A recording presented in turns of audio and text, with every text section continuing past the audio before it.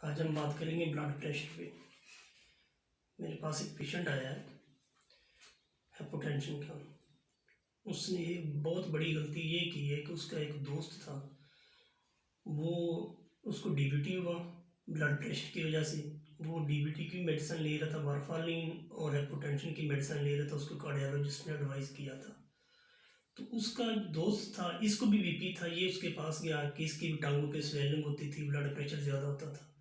तो उसके पास गया तो उसने कहा जी मैं तो ये मेडिसिन खा रहा हूँ, इससे बीपी भी ठीक है, स्वेलिंग भी नहीं है, तो आप ये मेडिसिन खाएं।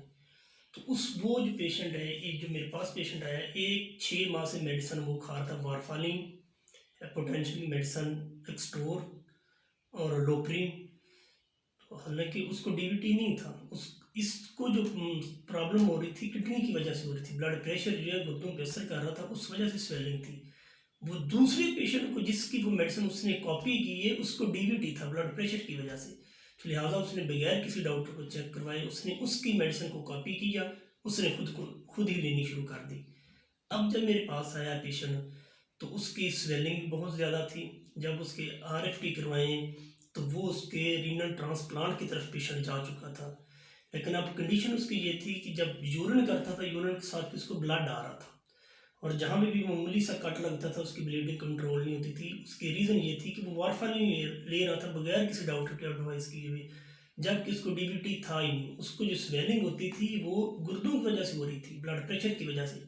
उसने बगैर किसी डॉक्टर की एडवाइस किए खुद से ही उसकी मेडिसिन उठाई, कॉपी की और लेनी स्टार्ट कर दी। और उसका रिजल्ट आज ये निकला कि अब वो पेशेंट रीनल ट्रांसप्लांट की तरफ जा चुका है। अब उसकी इमरजेंसी सर्जरी भी नहीं हो सकती, क्योंकि उसने वारफारिन इतनी ले ली है कि उसकी ब्लीडिंग बहुत ज़्यादा हो रही है। अब उसकी सर्जरी के लिए उसके लिए हमें कम से कम 15 से 20 दिन वारफारिन छुड़वानी पड़ेगी। उसके बाद जाके उसकी प्लेटलेट अप होंगी, फिर जाके सर्जरी की तरफ पेशेंट वो जाएगा। अब पता नहीं उतनी देर तक पेशेंट सर्वाइव कर पाता भी है कि नहीं करता।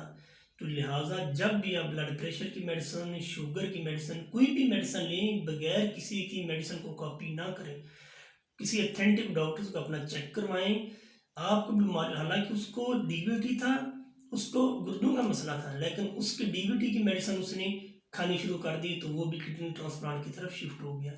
तो लिहाजा जब भी आपको ये ब्लड प्रेशर का मसला हो, शुगर का मसला, कभी भी किसी पेशेंट की मेडिसिन कॉपी ना करें। बगैर किसी डॉक्टर की एडवाइस किए हुए मेडिसिन नहीं लेनी चाहिए।